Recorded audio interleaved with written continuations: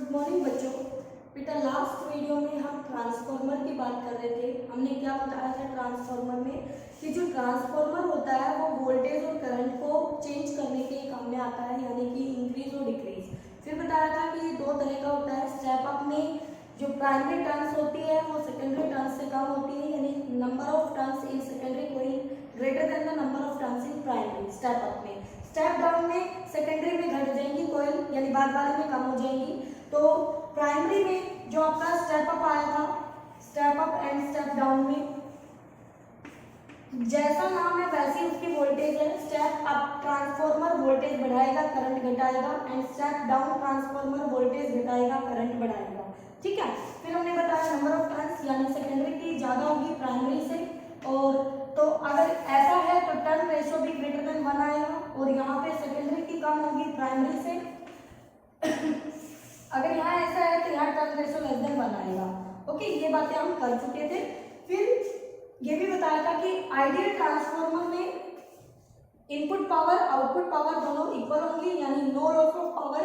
तो वहाँ पे इनपुट पावर और आउटपुट पावर से एक रिजल्ट आपको मिला था, ये आएगा जो आपके प्राइमरी या सेकेंडरी की जो पोटेंशियल थी यानी ईएमएफ थी, तो ये सेकेंडरी टू प्राइमरी एक रिलेशन आपने पढ़ा था, नंबर ऑफ टर्न्स जैसी वोल्टेज वैसी number of turns secondary to primary. But in case of current ये चेंज हो जाएगा, तो करंट प्राइमरी टू सेकेंडरी। और बेटा ये आपका आया था टर्न रेशियो के इक्वल, यानी ट्रांसफार्मर कांस्टेंट के। ओके, तो ये सारी बातें मैं लास्ट लेक्चर में कर चुकी थी। ओके, अब हम बात करेंगे एफिशिएंसी ऑफ ट्रांसफार्मर। एफिशिएंसी का एक सीधा सा फंडा है बेटा, आपने 11th क्लास में कार्बन साइकिल, हीट इंजन वगैरह और रेफ्रिजरेटर पढ़े थे, तो वहां पे हीट इंजन की एफिशिएंसी आपने डिस्कस की थी। तो किसी को हम कितना इनपुट दे रहे हैं, वो हमें क्या आउटपुट दे रहा है, वो उसकी एफिशिएंसी होती है। ठीक है, तो बेटा यहाँ पर एफिशिएंसी क्या हो जाएगी, आउटपुट पावर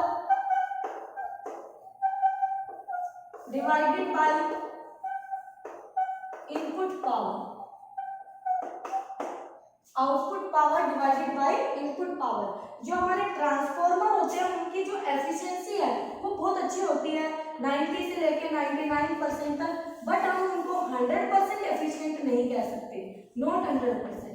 ठीक है, तो वहां पर भी कुछ ना कुछ लॉस हो ही जाता है पावर का। ओके, तो यहाँ से ईटा का फॉर्मूला एफिशिएंसी, ईटा सिंबल। तो आउटपुट पावर कितनी है आपकी, आउटपुट यानी secondary coil, ES IS upon में प्राइमरी EP IP। तो ये आपके पास एफिशिएंसी का फॉर्मूला आ जाएगा, ईटा का फॉर्मूला। ठीक है, अब उसके बाद जो हमारे पास ट्रांसफार्मर है उसमें जो हमारा लॉसेस होता है वो किस किस तरह से लॉस होता है, तो उसको देखिए बेटा ध्यान से कि एक ट्रांसफार्मर में क्या क्या लॉसेस होते हैं, मैं ये दिखा देती हूँ। सबसे पहले अगर मैं बात करूं, अगर आपने उसकी कंस्ट्रक्शन को ध्यान से समझा है तो आपको उसके लॉस बताने में ज्यादा दिक्कत नहीं आएगी। Energy losses in transformer, energy losses in transformer. चलिए पहले पॉइंट देख लेते हैं कौन कौन से हैं। सबसे पहले आता है आपका कॉपर लॉस।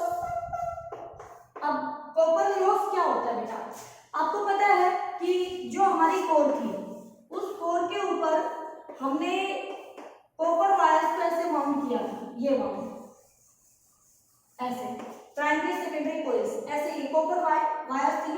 तो बेटा यहाँ पर क्या होता है कि जब इन वायर्स में करंट फ्लो करता है तो वहां पे हीटिंग इफेक्ट होता है, और वो हीटिंग की फॉर्म में वहां पे फिर हमारी एनर्जी का क्या होता है, लॉस होता है। तो कॉपर लॉस में क्या आ जाएगा आपका कि जो एनर्जी है वो हीट की फॉर्म में, क्योंकि एक करंट फ्लो करता है, एक लॉन्ग टाइम तक फ्लो करता है, तो वहां पे हीटिंग इफेक्ट होता है। ओके, उसके बाद आता है इसमें नंबर 2 पे आयरन लॉस। आयरन लॉस में क्या है बेटा, जो आपने आयरन कोर ली है, यानी जो हमारी आयरन कोर है, जो आप ये देख रहे हैं रेक्टेंगुलर ऐसी ये कोर है, ये बहुत सारी शीट्स होती हैं जिनको ऐसे पैरेलल शीट्स होती हैं, जैसे हमारी नोटबुक के पेजेस होते हैं वो, तो उनको ऐसे एक के बाद एक के बाद ऐसे लगा दिया जाता है और आपका कोर तैयार किया जाता है। तो ये एरिया ज़्यादा होता है बेटा, तो यहाँ पे एडी करंट्स प्रोड्यूस होते हैं, और वो एडी करंट किसकी वजह से, मैग्नेटिक फील्ड की वजह से प्रोड्यूस होते हैं, चेंज इन मैग्नेटिक फील्ड, ठीक है। तो वहाँ पे वो एडी करंट आता है, इंड्यूस करंट आता है, तो वो बल्क में जब सरफेस बल्क होता है तब वहाँ पर आता है, तो उस केस में ये आयरन लॉस होता है। अब आयरन लॉस में आप इसको कैसे रिड्यूस कर सकते हो, जो हम कोर यूज कर रहे हैं उसमें जो हमारी प्लेट्स है उनको हम लैमिनेटेड प्लेट्स यूज करके इसको डिक्रीज कर सकते हैं, लेकिन बिल्कुल खत्म नहीं कर सकते, ठीक है। तो इस तरह से हम अपना आयरन लॉस भी डिक्रीज कर सकते हैं। फिर आता है leakage of flux, third number पे leakage of flux. Leakage of flux का मतलब ये है बेटा कि जो प्राइमरी आपकी कॉइल है उसको आपने इनपुट सोर्स से कनेक्ट किया है और उसमें करंट जाएगा, और फिर इसके मैग्नेटिक फील्ड लाइंस दूसरी की कॉइल से इंटरसेक्ट करेंगी, तो सारा का सारा फ्लक्स उससे लिंक होना चाहिए, कुछ भी हमारा मतलब वेस्ट नहीं जाना चाहिए, एक तरह से ये है। और ऐसा तभी होता है जब एक कॉइल के ऊपर बिल्कुल हम उसके ऊपर दूसरी ऐसे राउंड कर दे, तब हमें सारा का सारा मिलता है, अदरवाइज कुछ ना कुछ पार्ट हमारा लॉस में जाएगा, तो वो होता है आपका लीकेज ऑफ फ्लक्स। ओके बेटा, इसके बाद आता है हिस्टैरिसीस लॉस। हिस्टैरिसीस लॉस का मतलब क्या है बेटा, हिस्टैरिसीस जो लूप है, जो कर्व है, वो हमारे सिलेबस में नहीं है, बट जो आपकी ये जो कोर आप देख रहे हैं, आयरन कोर जो आपने यूज किया है, तो इसके अंदर जब इनमें आपके करंट जाता है, इंड्यूस करंट जाता है कॉपर वायर में, तो यहाँ पर क्या होता है कि change in magnetic field produce होता है, जिसकी वजह से ये मैग्नेटाइज और डीमैग्नेटाइज होता है। तो यहाँ आपका फील्ड इंटेंसिटी में एक कर्व बनता है ऐसे, इस तरह के लूप को हिस्टैरिसीस लूप बोलते हैं बेटा। तो जिसका एरिया ये कम होगा, जिस लूप का एरिया, उसका पावर, उसका एनर्जी लॉस कम होगा, कम एरिया कम एनर्जी लॉस, ठीक है। तो इसलिए हम आयरन को यूज करते हैं, क्योंकि आयरन का जो ये हिस्टैरिसीस एरिया है, लूप का जो एरिया है, ये एरिया इसका स्मॉल होता है, तो उसमें एनर्जी का भी लॉस कम होता है, ठीक है। उसके बाद आपके पास आता है फोर्थ पॉइंट हो गया, फिफ्थ पॉइंट होता है हुमिंग नॉइज। हुमिंग नॉइज क्या होती है बेटा, आपने अपने गांव में, अपने घर के आसपास या कहीं जाते हुए आपने जो ये ट्रांसफार्मर लगे होते हैं पोल्स पर, आपने देखा है, तो उनके पास से जब हम जाते हैं तो एक अलग से साउंड आपको सुनाई देती है, उसी को हम हुमिंग नॉइज बोलते हैं। जैसे मधुमक्खी भिनभिनाती है उस तरह की नॉइज निकलती रहती है, तो वो साउंड नॉइज वहाँ पे, मतलब नॉइज जो आपका नॉइज के फॉर्म में एनर्जी का लॉस करता है, ठीक है। तो वहाँ पे साउंड एनर्जी आपकी एक तरह से प्रोड्यूस होती है, जिसकी वजह से जो एनर्जी आपको मिलनी चाहिए वो कुछ एनर्जी उसमें वेस्ट हो जाती है। तो ये इसके एनर्जी के कुछ लॉसेस है बेटा ट्रांसफार्मर में। इसके जो यूजेस है बच्चों, यूजेस वेल्डिंग वगैरह में यूज किया जाता है, इंडक्शन फर्नेस में यूज किया जाता है, तो आपको वो रीड करने हैं अपनी बुक से। किसी पॉइंट में अगर कोई डाउट होता है तो आप मुझसे पूछेंगे, ओके। अब हम डिस्कस करते हैं इसके न्यूमेरिकल। तो न्यूमेरिकल में क्या कहता है, ध्यान से सुनिएगा। न्यूमेरिकल के लिए फर्स्ट न्यूमेरिकल, इसमें दिया गया है बच्चों, हमें करंट बताना है प्राइमरी कॉइल में। एक ट्रांसफार्मर है हमारे पास, स्टेप डाउन ट्रांसफार्मर है बेटा, यानी कि आपका 200 वोल्ट टू 20 वोल्ट। तो आपको पता है अगर वोल्टेज घटा रहा है तो वो कौन सा ट्रांसफार्मर में होता है, स्टेप डाउन में। वोल्टेज घट रही है तो वो ट्रांसफार्मर कौन सा होगा, स्टेप डाउन ट्रांसफार्मर होगा, ठीक है। बहुत सारी बातें आपको पता चल जाएगी कि टाइप पता चलने से कि स्टेप डाउन ट्रांसफार्मर है या स्टेप अप ट्रांसफार्मर है, ठीक है। उसके बाद ये कहता है कि हमने उसको ऑपरेट किया और ऑपरेट किया है डिवाइस जिसका रेजिस्टेंस यानी इनपुट रेजिस्टेंस हमें दिया गया है, तो प्राइमरी का होगा तो आरपी आपको दे दिया गया है 20 ओम। कितना दे दिया गया है, 20 ओम। आपका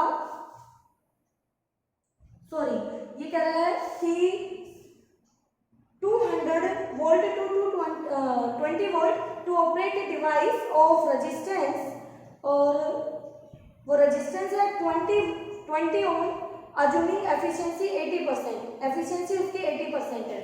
तो बेटा ये हमारा सेकेंडरी ऑपरेट किया है ना, सेकेंडरी। ओके, तो एफिशिएंसी और नोट डाउन कर लेते हैं, ईटा 80% और फाइंड आउट करना है हमें current drawn from primary IP. चलिए, तो देखिए यहाँ से एफिशिएंसी आपको मालूम है बेटा, तो एफिशिएंसी ईटा इक्वल टू क्या होती है, आउटपुट पावर यानी कि सेकेंडरी टू प्राइमरी, यही होती है। ठीक है, और मुझे मालूम क्या है यहाँ पर, मुझे यहाँ पर मालूम है सेकेंडरी का रेजिस्टेंस, सेकेंडरी की वोल्टेज मैं यहाँ से लिख सकती हूँ, ई पी प्राइमरी में 200 volt and E S secondary में 20 वोल्ट और आर एस मेरे पास 20 ओम। देयरफॉर मुझे करंट मिल जाएगा in secondary E S by आपका R S voltage upon resistance 20/20, तो ये मुझे मिल गया 1 ampere in secondary.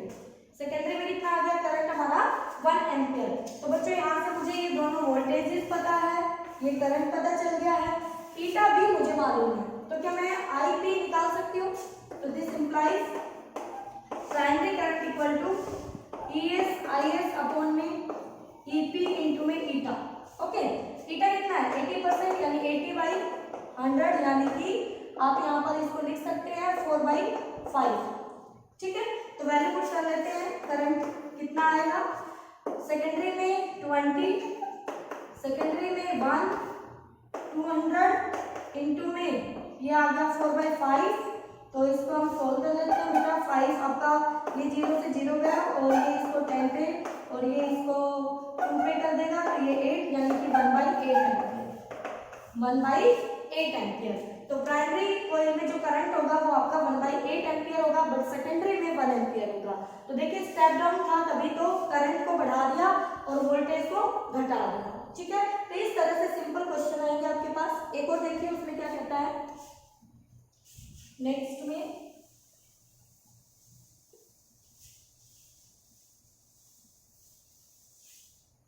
A transformer has 500 turns in primary, यानी कि NP 500 NS 1000 गिवन है बच्चों।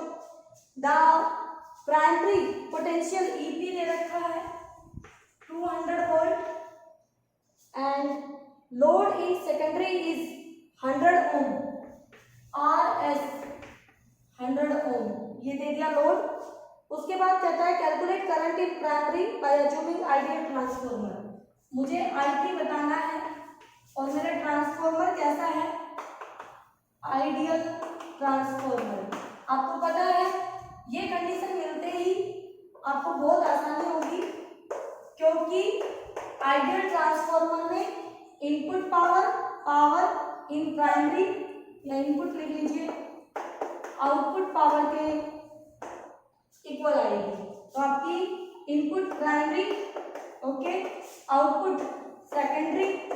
तो यहाँ से देखिए मुझे वोल्टेज पता है, नंबर ऑफ टर्न्स पता है, रेजिस्टेंस पता है, तो मैं सेकेंडरी का करंट निकाल सकती हूँ। ठीक है, कहाँ से, सेकेंडरी की पोटेंशियल नहीं पता आपको। ठीक है, चलिए ओके, तो आप ये देखिए फॉर्मूले और भी हैं आपके पास, secondary to primary number of turns secondary to primary, क्या ये हमें पता है, बिल्कुल, जैसे ही वोल्टेज वैसा नंबर ऑफ टर्न्स, तो सेकेंडरी टू प्राइमरी और ये हमें मालूम है बेटा। तो यहाँ से मैं सेकेंडरी निकाल सकती हूँ आपका EMF पोटेंशियल, तो वो आ जाएगा NS अपॉन NP इंटू में EP।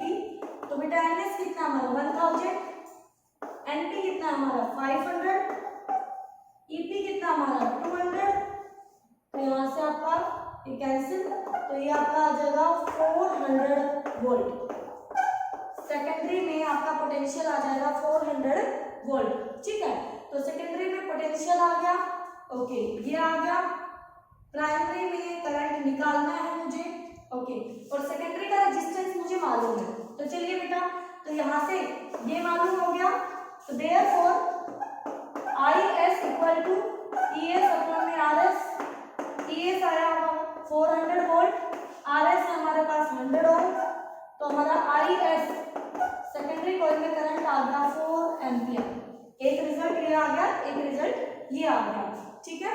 तो मुझे क्या क्या चाहिए था IP के लिए, IP equal to ES IS upon में EP। तो मेरे पास EP भी है, ES भी है और IS भी है। चलिए IP इक्वल टू ES कितना है 400 और IS कितना है 4 और EP कितना है 200। तो ये आपका आ गया है 8 एम्पियर। कितना आ गया बेटा 8 एम्पियर, ठीक है। तो यहाँ से देखिए, पहले मुझे अगर आपसे क्वेश्चन में ये भी पूछ ले कि ये कौन सा ट्रांसफॉर्मर है तो आप बता सकते हैं बिना उसके बताए, क्योंकि नंबर ऑफ टर्न्स प्राइमरी में कम है, सेकेंडरी में ज्यादा है। तो बढ़ रही है टर्न्स, तो टर्न्स बढ़ रही है तो वो स्टेप अप होगा, स्टेप अप में वोल्टेज बढ़ेगी। तो प्राइमरी की वोल्टेज 200 है और सेकेंडरी की 400, तो वोल्टेज बढ़ गई। और करंट घटेगा, तो देखिए यहाँ पर प्राइमरी का करंट देखिए 8 एम्पियर है और सेकेंडरी का करंट आपका घट गया है 4 एम्पियर है, ठीक है बेटा। तो यहाँ से आप अपने सारे रिजल्ट्स भी वेरीफाई कर सकते हैं कि कहीं आपने कोई मिस्टेक तो नहीं की है, ठीक है। तो इस तरह से आप कीजिए।